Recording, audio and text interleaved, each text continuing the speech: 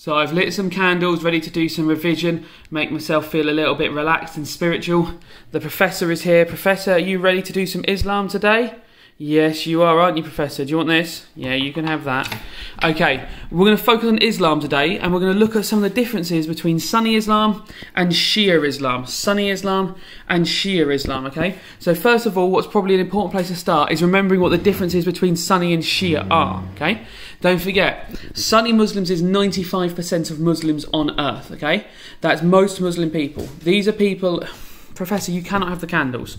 These are people who, after the death of the Prophet, they decided that they were going to follow, okay? They're going to follow Abu Bakr, and they were going to follow Abu Bakr, and they were just going to follow his teachings.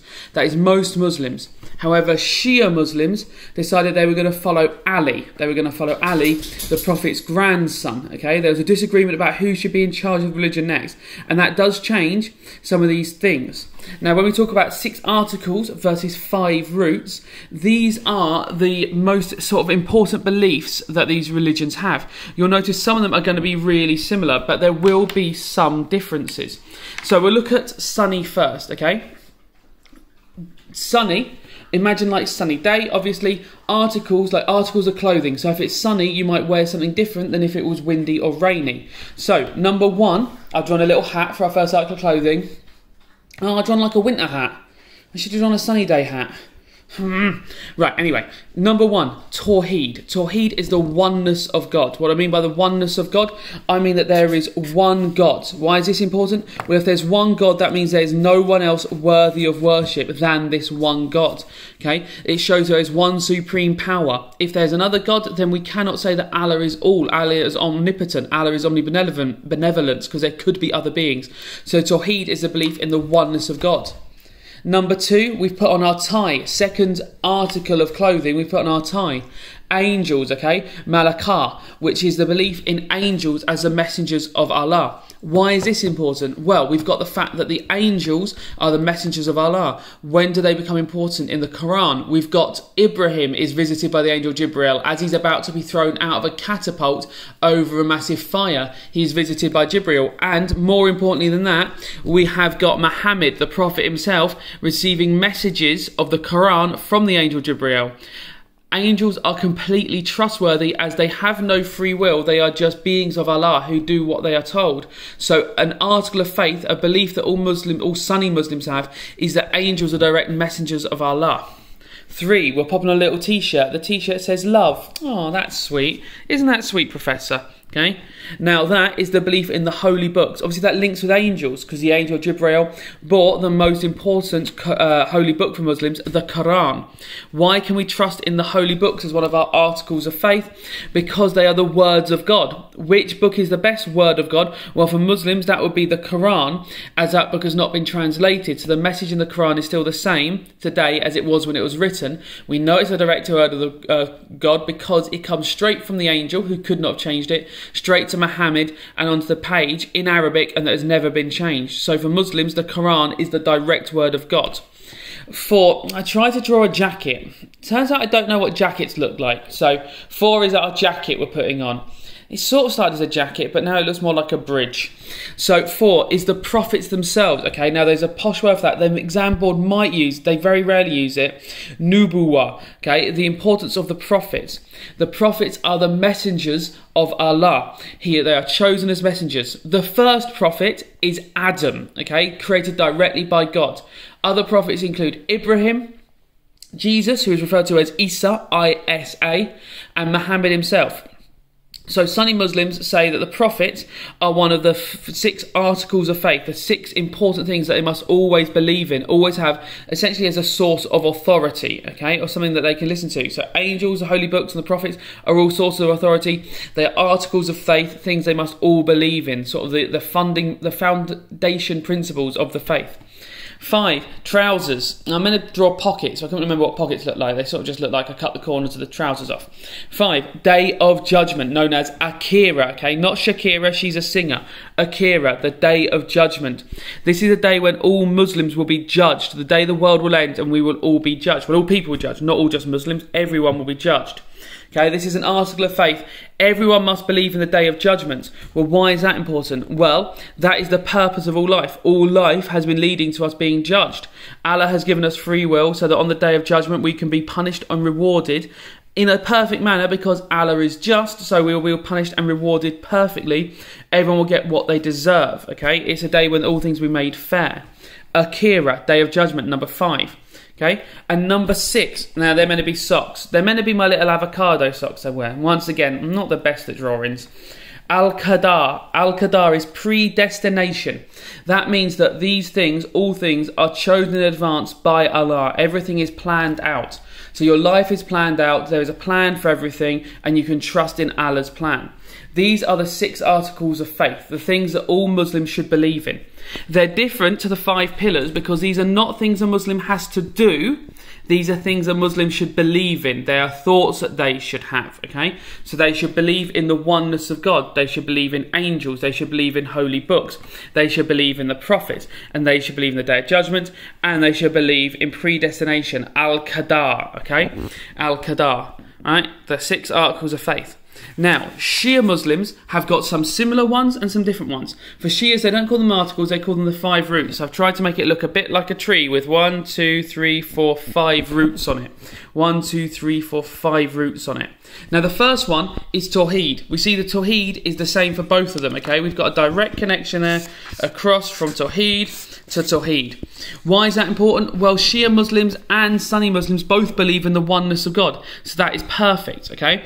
So if you have to name either an article of faith or a root and you're getting confused, you're not sure which one to name, well, if in doubt, name Tawheed, okay? Because that fits for both of them. It's perfect.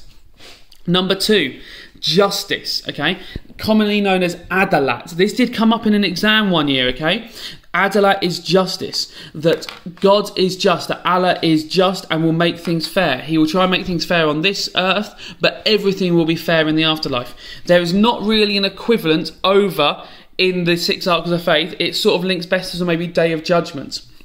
But justice is a slightly different one. Now 3 is the prophets, Nubuwah, okay? I love the word Nubuwah. This one does link over. We have the prophets on this side, we've got the prophets on this side, okay? That is linked. Both Shia and Sunni Muslims, oh, I've linked the wrong one. Sorry. I know some of you will be getting really cross at me because it's messy already. Okay, prophets, okay? Nubuwah to Nubuwah, prophets to prophets. Both Shia and Sunni Muslims believe in the importance of prophets. They are the messengers of Allah. It doesn't matter if you're Shia or Sunni, you still believe in the prophets. Now, this next one is where a difference starts to really form. The Imamate. The Imamate are the people tasked with running the religion after the death of Muhammad. So they are the Imams who take over.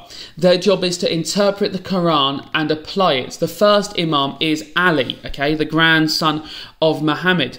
Now, Shia Muslims, don't forget, even in their Shahada, they say, and Ali is the friend of Allah. Why is he the friend? Because he's not a prophet directly, but he can interpret God's word and spread God's word. And he's the first of the Imamate, these messengers of Allah. Why is that important? Well, that's the main difference in modern times between Shia and Sunni Muslims. The idea that human beings are able to interpret the Quran and spread that message. You'll notice no imamate over here and no holy books over here. So the holy books is just this side.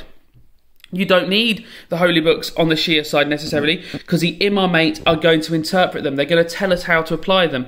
Why is that important? Well, the holy books don't mention everything in them. There's no mention of nuclear war because nuclear weapons didn't exist in the time of the Quran. So we need the imamate to look through the holy books and tell us what the Quran would teach about nuclear war, for example.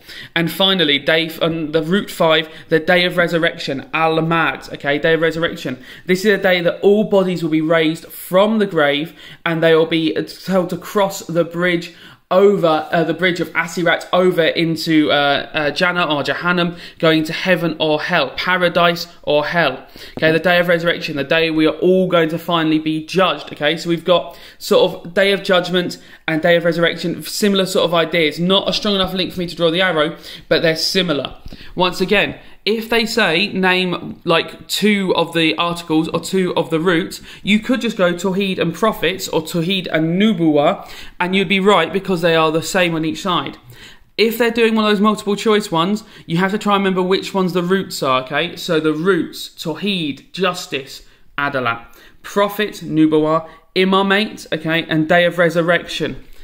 The articles, okay, Tawheed, same. Angels, that one's different. Holy books, that one's different. Prophets, the same. Day of Judgment, that is similar to Day of Resurrection. You've got to remember, Sunny, it's judgment. Shia, it's resurrection. And Al-Qadar, predestination, okay? It's tough to remember all these things. I wouldn't say you're going to need to know all of it perfectly off by heart, but as long as for a 1 mark question or a 2 mark question, you're able to sort of identify which goes where, that's the most important thing. I'm just going to zoom back. So if you're making flashcards, you could use this image, flashcards. Oh, I'm sitting on one of them sort of balls for pregnancy, because I'm a pregnant lady now. And for each of the 5 roots, we can have a lime, because I've got too many limes at the moment. I keep going out and buying more limes. Just love buying limes. Does anyone else love limes? That's a lemon. Oh, that's a lime. Oh, that's a really old lime. That's a really old lime. And over there, look, there's even a lemon on a lemon tree over there. I love limes and lemons. I'm going to eat a lemon later. Oh, I can't wait. Anyway, back to education. So, we've got the 5 pillars versus the 10 obligatory acts. Well, which way round do these goes? Now, the pillars are Sunni, and the obligatory acts are Shia. But you'll see why it doesn't really mean anything, because actually the 5 pillars are also really important to Shia Muslims. So, though the obligatory acts are for Shia, you'll see that there's so many similarities. So, our 5 pillars, 1, 2, 3, pillow. Oh, you idiot. 5, okay, my 5 pillars, that one's awful, okay? Shahada, Salah, Zakah, Sawm, Hajj. The 5 pillars. Shahada, the declaration of faith, the one belief of all Muslim people, okay? All Sunni people are meant to believe in this one sentence. It's a sentence you say if you want to become a Muslim. It should be the first thing you hear when you're born and the last thing you hear as you die. And that sentence is, roughly translated, and it'll be good enough for the exam, this translation: there is no God but Allah, and Muhammad is his messenger. Now, what do Shia Muslims add? Well, Shia Muslims say, there is no God but Allah, Muhammad is his messenger, and Ali is the friend of Allah. Like we said beforehand, Ali is the friend of Allah. Now, the Shahada does not become one of the obligatory acts, because they say it's not an action you have to take, it is just a belief. So those Sunni Shia Muslims do say the Shahada, it is not one of their obligatory acts. The obligatory acts is longer and more complicated. It's most important that you know the 5 pillars though. Number 2, Salah, okay? Salah is your 5 daily prayers. How can you remember this? Muhammad Salah, okay? Same spelling of the name. When he scores a goal, he might choose to pray to thank God, okay? Now, what words can we think of with Salah, okay? Well, we've got Jummah. Jummah is the special Friday Salah. When you do praying on a Friday, it is called Jummah. Raka are the positions that we drew in our books, okay? That got very confusing for you lot, because we can't draw very well. Another word, I hadn't really included this one. Oh, my pen's running out. Oh no. Wudu, W-U-D-U. That's the wash that Muslims must perform before they pray. Okay, where they wash their hands, feet, neck, face 3 times in each direction, okay? I'd hope you'd be able to talk about at least 3 parts of Salah in your exams, okay? And why Muslims pray. Zakah, charity, okay? The donation of 2.5% of your overall profits with an F, not a PH.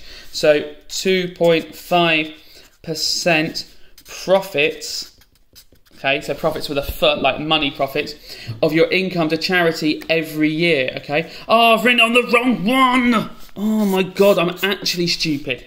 2.5% profits. Oh my God, Miss Hamill's going to kill me. Right. I'll get in there. Right. Oh, right. So, 2.5% profits, my lord. Right. Other words they might associate with it, alms. Alms is just a posh word for charity, okay? They might say the giving of alms, and you'll have to work out they mean giving to charity. Sadaqah, that's just when you sort of give any extra money to charity. So zakat is when you give 2.5% every year. That's the thing you have to do. Sadaqah is when you throw any extra money in. And you might remember the word kooms, okay? Well, kooms is 20% of you give to charity, but that is one of the obligatory acts. That's the Shia payment they give. So Shias pay kooms, and kooms comes along here and becomes one of our obligatory acts. Saum. Saum is fasting, and fasting during Ramadan. Don't forget, Ramadan is not a thing, it is a month, okay? It's a month of the year. It's a month when Muslims should fast. When do they fast? They fast from when the sun goes down, that's the sunshine, to when the moon comes up, well, essentially the sun goes down again, okay? So they cannot have food nor water when the sun is up. Now that's more like a spider and a banana. So it's not from when the spider comes out to the banana goes away. It's from when the sun comes up till the moon comes out, or the sun goes down, essentially. They cannot have food or water as a way of remembering the sacrifice of others and showing dedication and commitment to Allah, okay? Pillow, the 5 pillars of Islam. Haha, jokes. Okay, and the 5th pillar, Hajj. Hajj is the pilgrimage all Muslims must try and make at least once in their lives to Mecca. Not once a year, once in their lives to Mecca. Some parts of Hajj. Mina, okay, that's the throwing of stones, okay? Stones. Oh, I mean, that's awful. Stones. Does that look better? It looks a bit like a comet. They throw them at these other pillars, the pillars of Mina.